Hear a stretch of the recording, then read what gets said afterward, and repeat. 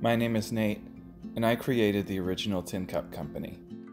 We started on the belief that something as fundamental as drinkware should still be able to be made in the United States, which is why we created the original Tin Cup. Where our skilled craftsmen make each cup by hand, they're built to last a lifetime.